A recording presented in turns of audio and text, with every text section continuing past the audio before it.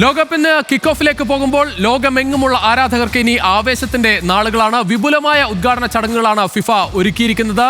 നമുക്ക് ഇന്നത്തെ മത്സരത്തിലേക്ക് വന്നാൽ ദക്ഷിണാഫ്രിക്കയും മെക്സിക്കോയും തമ്മിൽ ഏറ്റുമുട്ടൽ തുടങ്ങുകയാണ്. അതിൽ ഏറ്റവും പ്രധാനപ്പെട്ട കാര്യം നമ്മൾ നേരത്തെ സൂചിപ്പിച്ചതുപോലെ 2010 ലോകകപ്പിന്റെ ഉദ്ഘാടന ചടങ്ങിന്റെ ഒരു റീമാച്ച് എന്ന തരത്തിലാണ് ഇത്തവണത്തെ മത്സരം വരുന്നത്. ആദ്യ ദിവസങ്ങളിൽ വമ്പൻ പോരാട്ടങ്ങളല്ല നടക്കുന്നത് എന്ന് നമുക്ക് അറിയാം. ആദ്യ ഗ്രൂപ്പുകളിൽ സൂപ്പർ താരങ്ങളുടെ സംഘമല്ല എന്നതുകൊണ്ട് അല്പം കാത്തിരിക്കണം ബ്രസീലും അർജന്റീനയും പോർച്ചുഗലും ഫ്രാൻസും ഒക്കെ എത്താൻ. പക്ഷേ നമുക്ക് ഇന്നത്തെ മത്സരത്തിലേക്ക് വന്നാൽ ഇന്നത്തെ സൂപ്പർ താരത്തിലേക്ക് പോകാം. അത് മറ്റാരുമല്ല, ഗിയർമോ ഒച്ചോവ.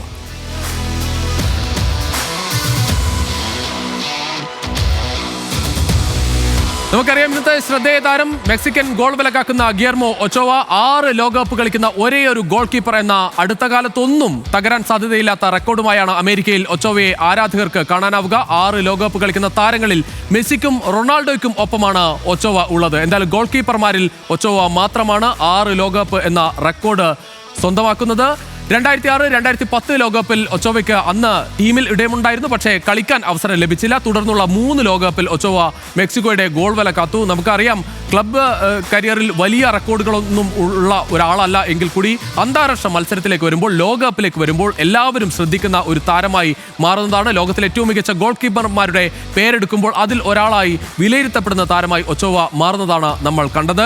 എന്തായാലും മെക്സിക്കോ എന്ന പേര് നമ്മൾ കേൾക്കുമ്പോൾ ലോകപ്രേമികൾക്ക് 2010 മത്സരം പോലെ തന്നെ അർജന്റീന ആരാധകർക്ക് ശ്രദ്ധേയമായ ഒരു അനുഭവം കഴിഞ്ഞ ലോകകപ്പിലുണ്ട്. ലിയോണൽ മെസ്സിക്കും അർജന്റീനയ്ക്കും മുന്നിൽ മതിൽ പോലെ 64 മിനിറ്റുകൾ നിന്ന ഒച്ചോവയുടെ ഓർമ്മകൾ.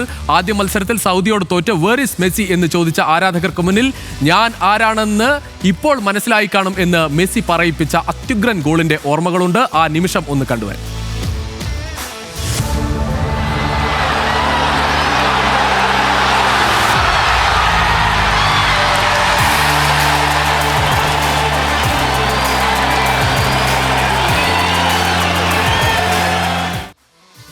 അന്ന് മെസ്സിയുടെ ഈ ഗോളിലൂടെ തിരിച്ചെത്തിയ അർജന്റീന പിന്നീട് തിരിഞ്ഞു നോക്കിയില്ല. പിന്നീട് കിരീടത്തിലേക്ക് ഒരു ജൈത്രയാത്രയാണ് നമ്മൾ കണ്ടത്. അപ്പോൾ ഇനി എല്ലാവരും കാത്തിരിക്കുന്നത് ലോകകപ്പിന്റെ ആവേശമാണ്. അതിനു മുൻപ് ഉദ്ഘാടന ചടങ്ങിന്റെ ആവേശ കാഴ്ചകൾ ഉണ്ട്. എല്ലാവർക്കും കാത്തിരിക്കുന്നത് ആദ്യഘട്ടത്തിൽ ആ ഉദ്ഘാടന ചടങ്ങിന്റെ വിശേഷങ്ങളുണ്ട്. അതിനുശേഷം ആ ലോകകപ്പിന്റെ കിക്ക് ഓഫ് 12:30 കൃത്യം സമയം നടക്കുക. നമ്മൾ നാട്ടിലേക്ക് കൂടി പോയാൽ കേരളത്തിന്റെ എല്ലാ ഭാഗങ്ങളിലും മുക്കിലും മൂലയിലും ഫുട്ബോൾ ആവേശമാണ് കാണാനാകുന്നത്. നമുക്ക് കോഴിക്കോട്ടെ ആവേശം ഒന്ന് നോക്കാം. കോഴിക്കോട് കൂറ്റൻ ബിഗ് സ്ക്രീനിലാണ് ആരാധകർ മത്സരം കാണാൻ കാത്തിരിക്കുന്നത്. കോഴിക്കോട് നിന്ന് ആകാശ് തടത്തിൽ ചേരുകയാണ്.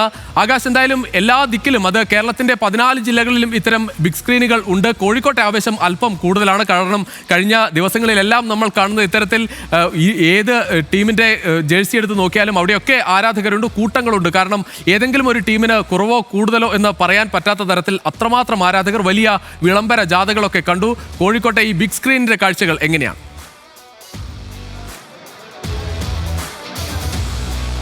രുജീഷ് തീർച്ചയായും സൂചിപ്പിച്ചതുപോലെ തന്നെ നാടും നഗരവും ലോകകപ്പ് ഫുട്ബോളിലേക്ക് കണ്ണു നട്ട് കാത്തിരിക്കുകയാണ്. നമ്മളുള്ളത് പുതിയ പാലത്താണ്. പുതിയ പാലത്ത് ബിഗ് സ്ക്രീൻ ഒരുക്കിയിട്ടുണ്ട്. അതിൽ എടുത്തു പറയേണ്ടത് കോഴിക്കോട് തന്നെ വെച്ചിട്ടുള്ള ഏറ്റവും വലിയ ബിഗ് സ്ക്രീനാണ് ഇവിടെ പുതിയ പാലത്ത് ഒരുക്കിയിട്ടിരിക്കുന്നത്. 30 അടിയോളം വീതിയും 12 അടിയോളം നീളവുമുള്ള വലിയൊരു ബിഗ് സ്ക്രീൻ തന്നെയാണ് ഒരുക്കിയിട്ടിരിക്കുന്നത്. കൂടാതെ തന്നെ 1500 പേർക്ക് ഈ ഗാലറിയിൽ നിന്ന് കളി കാണാം.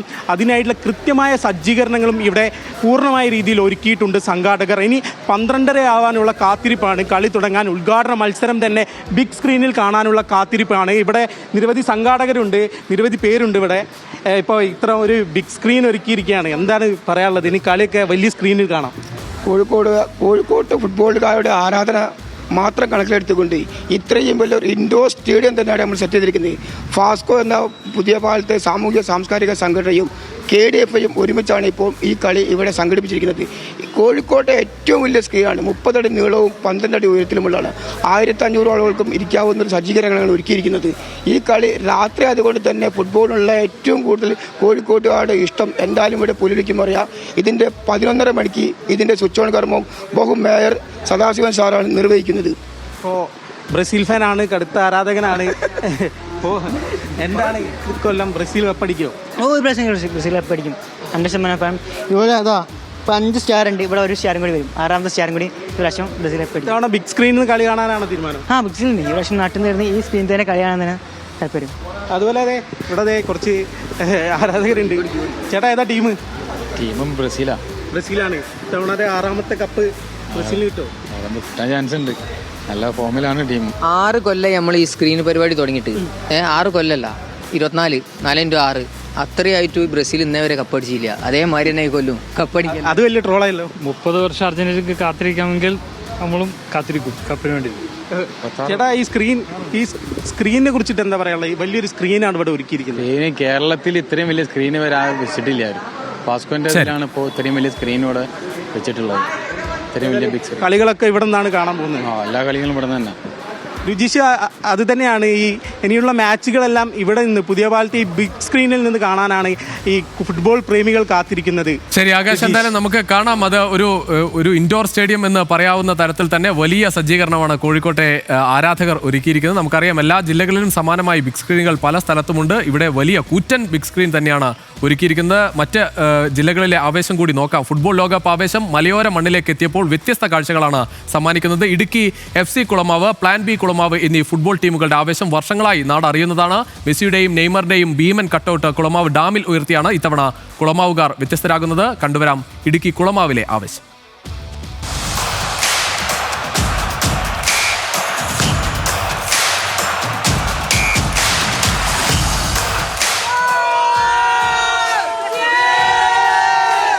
മലയോരത്തെ മറ്റൊരാവേശം വലിയ തോതിൽ നമ്മൾ കാണുകയാണ്. അതായത് നമ്മളിപ്പോൾ ഉള്ളത് കുളമാവ് ഡാമിനടുത്താണ്. കുളമാവ് ഡാമിനകത്ത് മെസ്സി നെയ്മറും അങ്ങനെ തലപൊക്കി നിൽക്കുകയാണ്.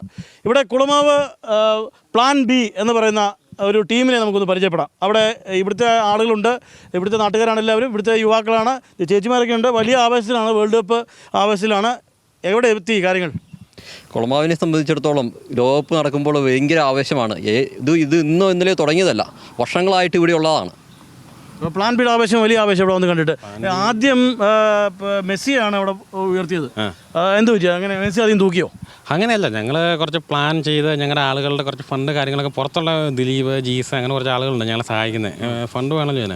അപ്പോൾ അതിൻ്റേതായ ഒരു ചട്ടക്കൂട് ഒരുക്കി വരുന്നതിൽ നേരിട്ട് താമസമാണ് ഞങ്ങൾ ഫ്ലെക്സ് വെക്കാൻ താമസിച്ചത്. പക്ഷേ താമസിച്ചാലും അതിൻ്റേതായ ഒരു ലെവൽ കാണുന്നുണ്ടല്ലോ. മെസ്സി എത്ര അടിയുണ്ട്? മെസ്സി 22 അടി. 22 to 24 ഉണ്ട് വീതിയോടെ കൂട്ടും. അതെന്ത് പറ്റി കുറഞ്ഞു പോയി? നമ്മൾ ആദ്യം വെച്ചല്ലേ, നമ്മൾ വെച്ച് കഴിഞ്ഞാലേ ഇവർ വെക്കുന്നത്. നമ്മുടെ കണ്ടല്ലോ അവർ കോപ്പി അടിക്കുന്നത്. ഞങ്ങൾ കണ്ട് കോപ്പി അടിച്ചത് എല്ലാ കൊല്ലവും ഞങ്ങളിത് വെക്കുന്നതാണ്. എല്ലാ കൊല്ലവും ഇതുപോലെ അവിടെ നിന്ന് ഇവിടെ നിന്ന് ചെറിയ ഡയലോഗ് അടിക്കുന്നു, പിന്നെ അത് വലിയ വിഷയമാകുന്നു, അങ്ങനെയൊക്കെ ഉള്ളൂ. അതുകൊണ്ട് ഇതാണ് ഞങ്ങളൊന്നും മിണ്ടുന്നില്ല. നമ്മളാണല്ലോ ആദ്യം വെച്ചത്, കണ്ടിട്ട് കോപ്പി അടിക്കുന്നത്. അന്ന് ഇവരുടെ കരച്ചിലെല്ലാം നമ്മൾ മഴയിലൂടെ മനസ്സിലാക്കിയതാണ്. ഇന്ന് പ്രകൃതി ഞങ്ങൾക്ക് ഒരുങ്ങി നിന്ന് വെക്കാൻ വേണ്ടി ഞങ്ങൾക്ക് കരച്ചിലില്ല. ഞങ്ങൾക്ക് കരച്ചിലില്ല. കാരണം ഞങ്ങൾ അടിച്ചു കഴിഞ്ഞാൽ ഇവരടിച്ചേക്കുന്നത്. ഇപ്പോഴും 5 സ്റ്റാർ ഉണ്ട്. ഇവർക്ക് ഈ കൊല്ലം അടിച്ചാൽ 4 ഉള്ളൂ. കരഞ്ഞോട്ടെ എനിക്കത്രേ ഉള്ളൂ. കരഞ്ഞോട്ടെ. അൾജീരിയായിട്ടാണല്ലോ ആദ്യത്തെ കളി. അതെങ്ങനെയുണ്ടോ? ഉറപ്പായിട്ടും ഞങ്ങൾ എന്തായാലും ചെയ്യും. ഞങ്ങൾ ഈ പ്രാവശ്യം ഫൈനലിൽ കാണുകയും ചെയ്യും, കപ്പ് അടിക്കും. തീർച്ചയായും കപ്പടിക്കും. ഞങ്ങൾ ഫസ്റ്റ് ഗ്രൂപ്പ് ചാമ്പ്യന്മാരായിട്ട് തന്നെ ഞങ്ങൾ ക്വാർട്ടറിലേക്ക് കയറും. ഉറപ്പായിട്ടും കയറും. ഫൈനലിൽ ഉറപ്പായിട്ടും അടിക്കും. ഞങ്ങൾ കപ്പടിക്കുക. പഴയ ഒരു പ്രതാപോ കാര്യങ്ങളൊന്നും ഇല്ല. ഈ പ്രതാപം ഇല്ലാത്തവർ ഇപ്പോൾ 10-12 കൊല്ലം ആയിട്ട് പോലും ഞങ്ങളുടെ കപ്പിൻ്റെ എണ്ണത്തിനൊപ്പം ഒന്നും ആരും എത്തിയിട്ടില്ല. അപ്പോൾ ഈ തവണ ഞങ്ങൾ കപ്പടിക്കുമെന്നൊരു വിശ്വാസത്തിൽ തന്നെയാണ്. പിള്ളേരുടെ ആവേശം. ഇവർ 2 ടീമായിട്ട് നിൽക്കുന്നെങ്കിലും അവർ ഫ്ലെക്സ് വെക്കാനും ഒക്കെ അവർ ഒന്നിച്ചുണ്ടായിരുന്നു. അതൊരു നാടിൻ്റെ ആവേശം തന്നെയാണ്. നാടിൻ്റെ ആവേശം. ജനങ്ങളും യുവാക്കൾ മാത്രമല്ല, പ്രായമായവരും എല്ലാം ഇതിൽ ആവേശത്തിനോട് തന്നെയാണ്. ഇവരെല്ലാവരും നല്ല ഹാപ്പിയായിട്ട് എല്ലാം നല്ല രീതിയിൽ തന്നെ പോണ പിള്ളേരാണ്. ഒരേ ടീമായിട്ടാണ് ഇവർ ഇവിടെ നാട്ടിൽ ജീവിക്കുന്നത്, നാട്ടിൽ കളിക്കാൻ ഇറങ്ങുന്നതൊക്കെ. അത് കുളമാവ് ബി, പ്ലാൻ ബി എന്ന പേരിലാണ് അവരുടെ ടീമുള്ളത്. ഏതായാലും ആ ആവേശത്തിലാണ് എല്ലാവരും. സനൽ ഇളമ്പച്ചിക്കൊപ്പം ആൽവിൻ തോമസ്, ന്യൂസ് മലയാളം, ഇടുക്കി. ഇടുക്കി കുളമാവിലെ കാഴ്ചകളാണ് കണ്ടത്. നമുക്ക് കോട്ടയത്തേക്ക് കൂടി പോകാം. കോട്ടയം MG സെമിനാരി സ്കൂളിലെ ഫുട്ബോൾ ആവേശം എത്രത്തോളം ഉണ്ടെന്ന് പറയാൻ വാക്കുകളില്ല. തങ്ങൾക്ക് ഇഷ്ടപ്പെട്ട ടീമിന്റെ ജേഴ്സി അണിഞ്ഞാണ് വിദ്യാർത്ഥികൾ ഇന്ന് സ്കൂളിൽ എത്തിയത്. അധ്യാപകരും വിദ്യാർത്ഥികൾക്ക് ഒപ്പം ചേർന്നപ്പോൾ പിന്നെ ആവേശമായി. കോട്ടയത്ത് നിന്ന് അജിത് ബാബു തയ്യാറാക്കിയ റിപ്പോർട്ടിലേക്ക്.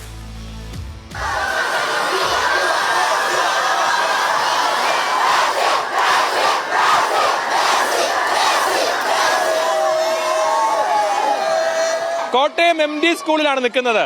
ഫുട്ബോളിന്റെ ആവേശം ലോകമെങ്ങാനും കത്തിപ്പടരുന്ന സാഹചര്യമാണുള്ളത്. പക്ഷേ ഇവിടുത്തെ ആവേശം അതൊരു വേറെ ലെവലാണ്. ഫുട്ബോൾ വേൾഡ് കപ്പ് ഇവിടുത്തെ ഗ്രൗണ്ടിലാണ് നടക്കുന്നത് പോലെയുള്ള ആവേശമാണ് ഈ സ്കൂളിലെ കുട്ടികൾ കാണിക്കുന്നത്.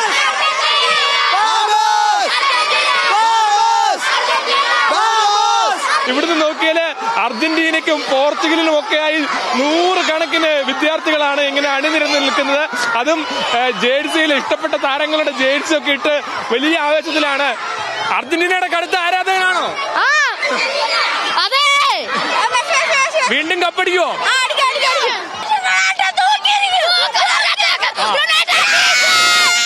റൊണാൾഡോ ആരാ? റൊണാൾഡോ തൂക്കിയിരിക്കും.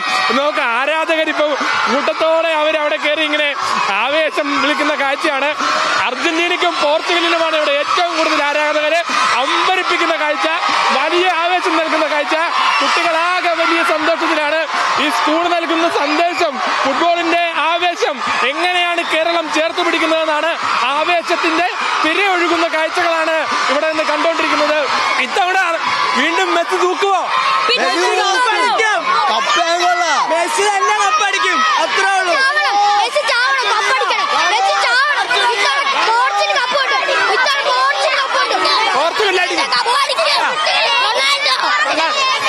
ഉടുപ്പ് വേറെയാണല്ലോ.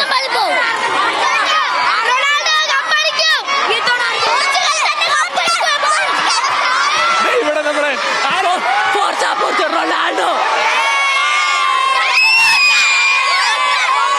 ചുവപ്പും അതുപോലെ തന്നെ അർജന്റീനയുടെയും ജേഴ്സികളാണ് ഇവിടെ മൊത്തം. മെസ്സിയുടെ ആർപ്പുളിയാണ്.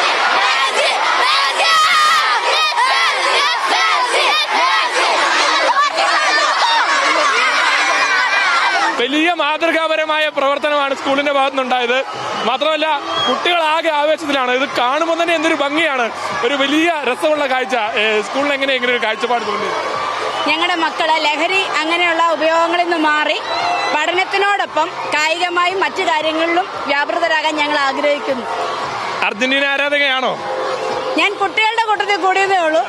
പക്ഷെ കൂടുതൽ എന്നിട്ട് പോർച്ചുഗലുകാരൊക്കെ ഉണ്ടല്ലോ. എന്നിട്ട് ഈ ജേഴ്സി എന്തായിട്ടാ? ഇങ്ങനെ പ്രത്യേകിച്ചൊന്നുമില്ല. ടീച്ചറിന് അങ്ങനെ പ്രത്യേകിച്ച് താല്പര്യങ്ങളില്ലെന്നാ പറയുന്നത്. പക്ഷേ നമ്മൾ ഈ കാഴ്ച, അത് കേരളത്തിന്റെ ഫുട്ബോൾ ആവേശത്തിന്റെ അടയാളം കൂടിയാണ്. കേരളം എങ്ങനെ ഫുട്ബോളിനെ വരവേൽക്കുന്നു എന്ന അടയാളം കൂടിയാണ്.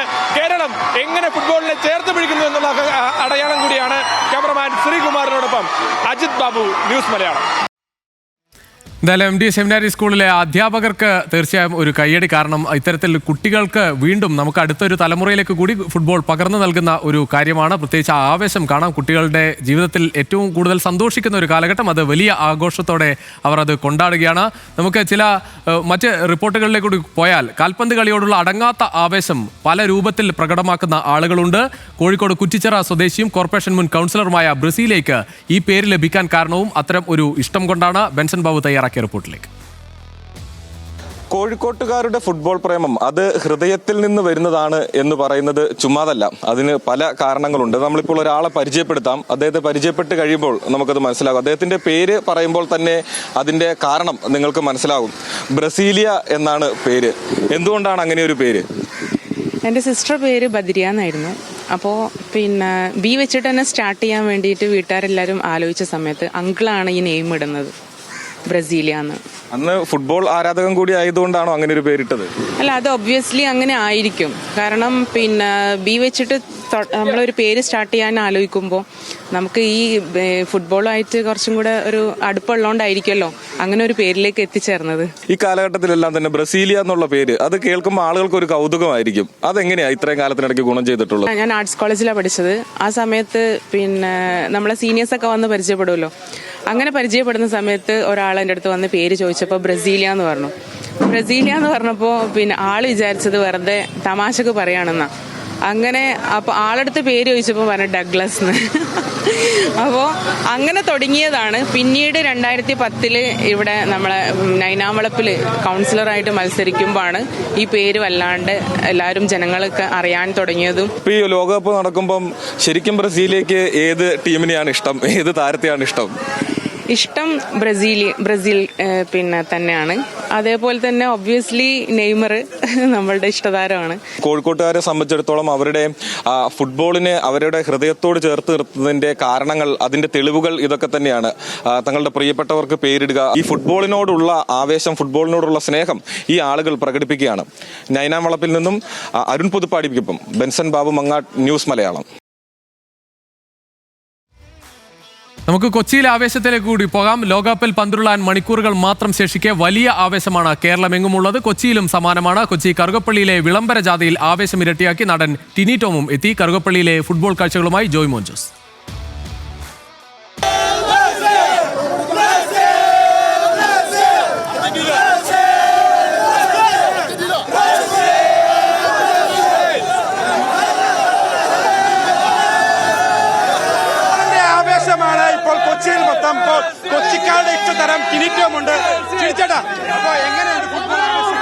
അല്ല, അതാ പറഞ്ഞത്, ഇതാണ് വേണ്ടത്. യുവത്വത്തിന് വേണ്ട ഹരം എന്ന് പറഞ്ഞാൽ ഇതാണ്. സ്പോർട്സും കലയും എവിടെയുണ്ടോ അവിടെ രാഷ്ട്രീയം ഉണ്ടാവില്ല, ജാതി ഉണ്ടാവില്ല, മതം ഉണ്ടാവില്ല. ഒറ്റ ഇതാണ്. മെസ്സി കപ്പടിക്കുന്നത് മെസ്സിയാ പിന്നെ അവരുടെ ലാസ്റ്റ് വേൾഡ് കപ്പാണ്. മെസ്സിയുടെ ലാസ്റ്റാണ്, റൊണാൾഡോന്റെ ലാസ്റ്റ് വേൾഡ് കപ്പാണ്.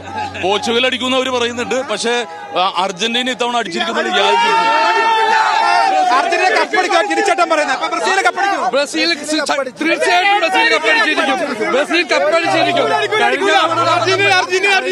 അർജന്റീനയാണോ ബ്രസീലാണോ കപ്പ് ആരടിച്ചാലും കുഴപ്പമില്ല, ആവേശത്തിന് ഒരു കുറവുമില്ല.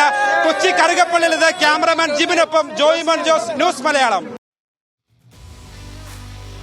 നമ്മുടെ ഈ ആവേശം അത് രാഷ്ട്രീയക്കാർക്കും വലിയ ആവേശമാണ്. അർജന്റീന വീണ്ടും കപ്പ് ഉയർത്തണമെന്നാണ് ആഗ്രഹമെന്ന്. ഫുട്ബോൾ ലോകത്തെ എല്ലാ വലിപ്പച്ചെറുപ്പങ്ങളെയും ഇല്ലാതാക്കാൻ ഫുട്ബോളിന് പറ്റുമെന്നും ഡിവൈഎഫ്ഐ കേന്ദ്ര സെക്രട്ടേറിയറ്റ് അംഗം ജെയ്സി തോമസ് പറയുന്നു. ജെയ്ക്കിന്റെ വാക്കുകളിലേക്ക്. ഫുട്ബോളിന്റെ ആവേശം ലോകമെമ്പാടും കത്തിപ്പടരുകയാണ്. ഡിവൈഎഫ്ഐയുടെ അഖിലേന്ത്യാ കമ്മിറ്റിയുടെ സെക്രട്ടേറിയറ്റ് മെമ്പറായിട്ട് ജെയ്സി തോമസ് നമ്മളോടൊപ്പം ചേരുകയാണ്. അർജന്റീനയാണ് പ്രിയപ്പെട്ട ടീം. ഇത്തവണ വീണ്ടും കപ്പ് ഉയർത്തുമെന്നുള്ള ആഗ്രഹമുണ്ടോ?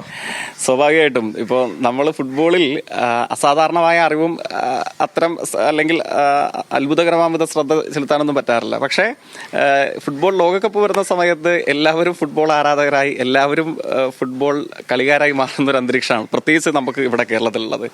അപ്പം പിന്നെ ചെറിയ കാലം മുതൽ തന്നെ സൂചിപ്പിച്ചതുപോലെ അർജന്റീന പല വിധത്തിൽ നമുക്ക് താല്പര്യം ഏറ്റവും കൂടുതൽ തോന്നിയിട്ടുള്ള ടീമാണ്. മെസ്സിയുടെ ആഗ്രഹം സാക്ഷാത്കരിച്ചു, ക്രിസ്ത്യാനോ റൊണാൾഡോയുടെ ആഗ്രഹം കൂടി സാക്ഷാത്കരിക്കട്ടെ എന്ന് പറയുന്നവരും ധാരാളം ഉണ്ട്. തീർച്ചയായിട്ടും ഫുട്ബോൾ എല്ലാ കാലയളവിലും ഇപ്പോൾ CR7 എന്നുള്ള ചുരുക്കപ്പേരിലാണ് ക്രിസ്ത്യാനോ റൊണാൾഡോ അറിയപ്പെടുന്നത്. ഫുട്ബോൾ എല്ലാ കാലയളവിലും ഇത്തരത്തിൽ പർവ്വത സമാനമായ ഇതിഹാസങ്ങളുടെ കൂടെ പേരിൽ അറിയപ്പെടുന്നതാണ്.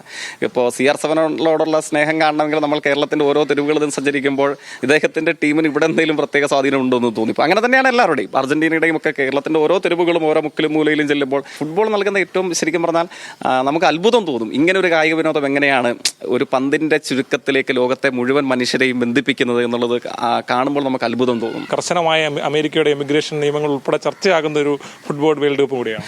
തീർച്ചയായിട്ടും ഫുട്ബോളിന്റെ ചരിത്രത്തിൽ ഇത്തരത്തിൽ കൗതുകമുള്ള അല്ലെങ്കിൽ രാഷ്ട്രീയ പ്രസക്തമായിട്ടുള്ള പല നീക്കങ്ങളും പല കാര്യങ്ങളും നമുക്ക് കാണാൻ വേണ്ടി കഴിയും. എനിക്ക് തോന്നുന്നു 1982 കാലയളവിൽ വിശ്വപ്രസിദ്ധി ആർജിച്ച ദൈവത്തിന്റെ കരം ഇല്ലേ, ഡീഗോ മറഡോണയുടെ ഗോള് ഇപ്പം സൂചിപ്പിച്ചതുപോലെ ഇപ്പോൾ ഇറാന്റെ ഫുട്ബോൾ ടീമിന് ഇറാൻ ഈ പറയുന്നത് പോലെ പല കാലങ്ങളിൽ സിനിമകൾക്ക് വിശ്വപ്രസിദ്ധി ആർജിച്ച പല ചലച്ചിത്ര മഹാഗാഥകൾക്കൊക്കെ കേൾവി കേട്ട സ്ഥലമാണ്.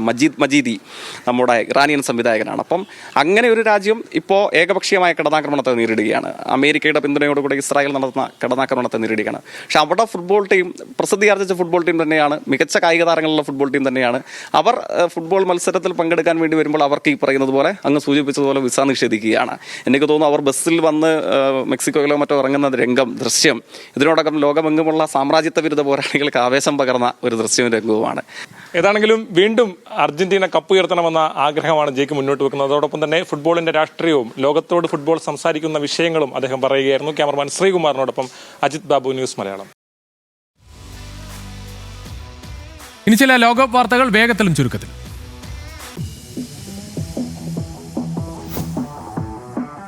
ലോകകപ്പിന് മുന്നോടിയായുള്ള അവസാന സൗഹൃദ മത്സരത്തിൽ പോർച്ചുഗലിനും ഇംഗ്ലണ്ടിനും തകർപ്പൻ ജയം. ക്രിസ്ത്യാനോ റൊണാൾഡോയുടെ പോർച്ചുഗൽ നൈജീരിയയെ 1-നെതിരെ 2 ഗോളിന് തോൽപ്പിച്ചു. പെഡ്രോ നെറ്റോയും ഫ്രാൻസിസ്കോയുമാണ് പറങ്കിപ്പടിക്കായി ഗോളുകൾ നേടിയത്. ഹാരി കെയ്ന്റെ ഇംഗ്ലണ്ട് കോസ്റ്ററിക്കയെ എതിരില്ലാത്ത 3 ഗോളിന് തോൽപ്പിച്ചു.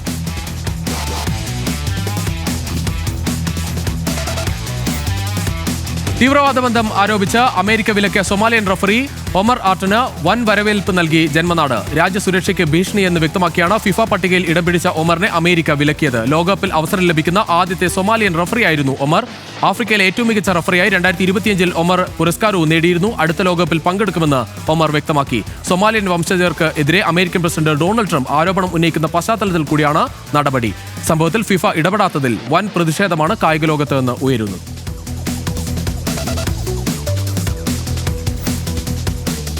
അച്ഛനും മകനും ഒപ്പം പന്ത് തട്ടിയ അപൂർവ നേട്ടം സ്വന്തമാക്കി ലിയോണൽ മെസ്സി. ഐസ്ലൻഡിനെതിരായ മത്സരത്തിലാണ് ഈ കൗതുകം. അർജന്റീനയ്ക്ക് എതിരായ സൗഹൃദ മത്സരത്തിൽ ഐസ്ലൻഡിനായി ഇറങ്ങിയ ഡാനിയലിന്റെ പിതാവ് എയ്ഡർ 2009 വരെ ബാഴ്സയിൽ മെസ്സിയുടെ സഹതാരമായിരുന്നു. അച്ഛനെക്കുറിച്ച് ഡാനിയൽ പറയുന്നതും മെസ്സി കൗതുകത്തോടെ ചിരിക്കുന്നതും ദൃശ്യങ്ങളിലുണ്ട്.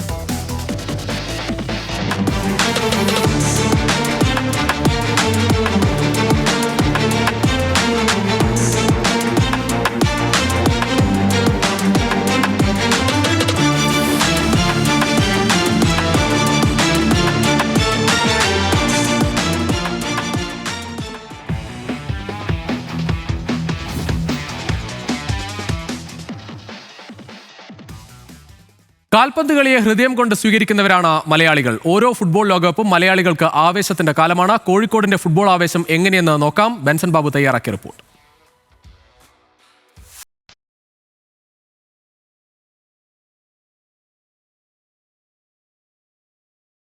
കാറ്റ് നിറച്ചൊരു തുകൽപന്തിനൊപ്പം ലോകം ഓടിത്തുടങ്ങുകയാണ്. മറ്റൊരു വിധത്തിൽ പറഞ്ഞാൽ ലോകം ഒരു പന്തിലേക്ക് ചുരുങ്ങുന്ന ലോകകപ്പ് കാലം വരവായി. 48 രാജ്യങ്ങളിൽ നിന്ന് ഒരു രാജ്യത്തെ വിജയ സോപാനത്തിലേക്ക് എറിക്കാൻ ട്രയോണ്ട നാളെ മുതൽ ഓടിത്തുടങ്ങും. ഇനിയുള്ള 39 നാളുകൾ ആവേശത്തിന്റെയും സ്പോർട്സ്മാൻ സ്പിരിറ്റിന്റേതുമാണ്.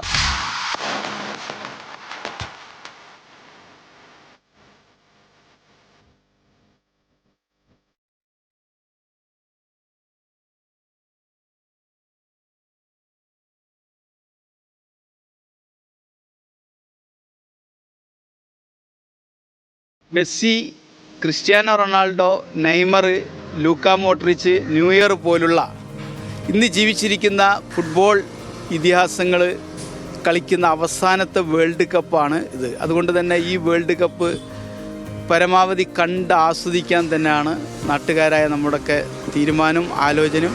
വൈകിട്ടൊക്കെ ആകുമ്പോൾ ഇവിടെ ഇങ്ങനൊന്നല്ല, അങ്ങാടി നിറയെ ഫുട്ബോളിൻ്റെ വർത്തമാനം തന്നെയാണ്. നമ്മൾ തൊട്ടടുത്ത ഗ്രൗണ്ടിലാണെങ്കിലും ഫുട്ബോൾ മാത്രമേ ഉള്ളൂ. അതായത് ഇപ്പോൾ നടക്കുന്ന യുദ്ധത്തിന് പോലും ഒരു വെല്ലുവിളിയായിട്ടാണ് ഈ ലോകകപ്പും കൂടി നടക്കുന്നത്. അർജന്റീനക്ക് കപ്പിലേക്ക് നയിക്കാനുള്ള ഒരു സാധ്യത തുറന്നു വെച്ചത് സൗദി പോലുള്ള ടീമുകളാണ്.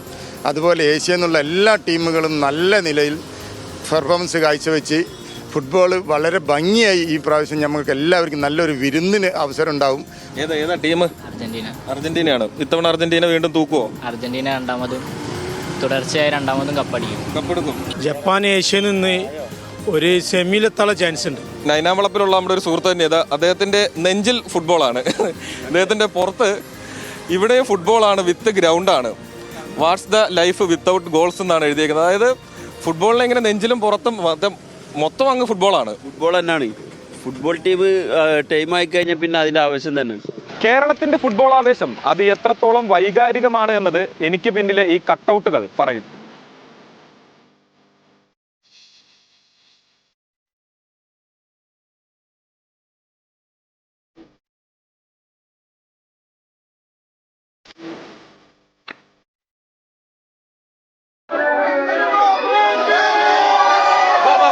നമ്മള് നെയ്മർ, വിനീഷ്യസ് ജൂനിയർ തീർച്ചയായിട്ടും ബ്രസീൽ തന്നെ കപ്പടിക്കും ഇപ്രാവശ്യവും. ഞങ്ങൾ CR7 ഏറ്റവും അവസാനത്തെ വേൾഡ് കപ്പ് ആയിട്ട് തന്നെയാണ് ഇതിനെ കാണുന്നത്. തീർച്ചയായിട്ടും അങ്ങനെ പ്രതീക്ഷ. അതുകൊണ്ട് ആ വേൾഡ് കപ്പ് ഞങ്ങൾ വാങ്ങിയിട്ട് തന്നെ പോകുന്നുള്ളൂ. എന്ത് പറയാനാണ്, കഴിഞ്ഞ കപ്പാര കൊണ്ടുപോയത്, അത് മാത്രം ആലോചിച്ചാൽ പോരെ, ഇനി എന്ത് സംസാരിക്കാനാണ്. പിന്നെ ഈ വികാരങ്ങളൊക്കെ ഈ കാണുന്ന ഒരു കട്ടൗട്ടും കളിക്കൂല, അവരാദ്യം മനസ്സിലാക്കണം.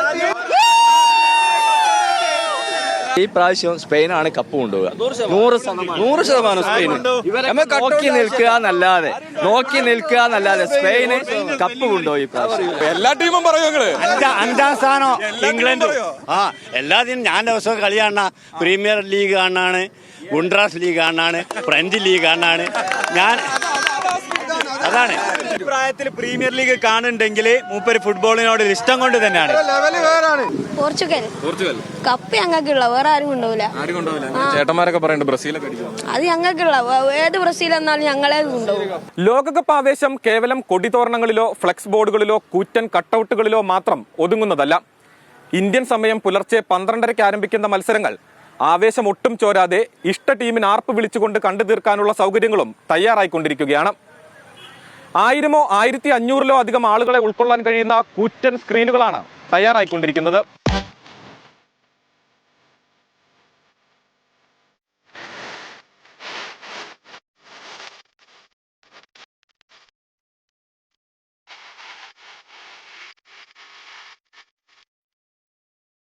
കേരളത്തിലെ തന്നെ ഏറ്റവും വലിയ LED വാളാണ് ഇപ്രാവശ്യം ഞങ്ങൾ ചെയ്യുന്നത്. 30x12 size. ഈ പ്രാവശ്യം 12:30 മണിക്കാണ് കളിയാണെങ്കിലും കൂടി ആളുകൾക്കൊരു കുറവുണ്ടാവില്ല. അത്രമാത്രം കോഴിക്കോട് ഫുട്ബോൾ പ്രേമികളുള്ള ഒരു നാടാണ് കോഴിക്കോട്. അത്രമാത്രം ഫുട്ബോളിനെ അവർ സ്നേഹിക്കുകയും ചെയ്യുന്നുണ്ട്. അതിൻ്റെ ഒരു തുടക്കം എന്നെടുത്ത് നാളെ മുതൽ നമുക്കിവിടെ കാണുവാൻ സാധിക്കുമെന്നുള്ളതാണ് പറയാനുള്ളത്. ഇവിടെ ഞങ്ങൾ 1500 ആൾ ഗാലറിയിലും 500 ആൾ കസാലയിലും ഇരിക്കാനുള്ള പ്ലാനാണ് ചെയ്തുകൊണ്ടിരിക്കുന്നത്. അതിൽ കൂടുതൽ വരുമെന്നാണ് ഞങ്ങളുടെ പ്രതീക്ഷ. അതിന് കണക്കായിട്ട് ഞങ്ങൾ ചെയ്യുന്നതാണ്.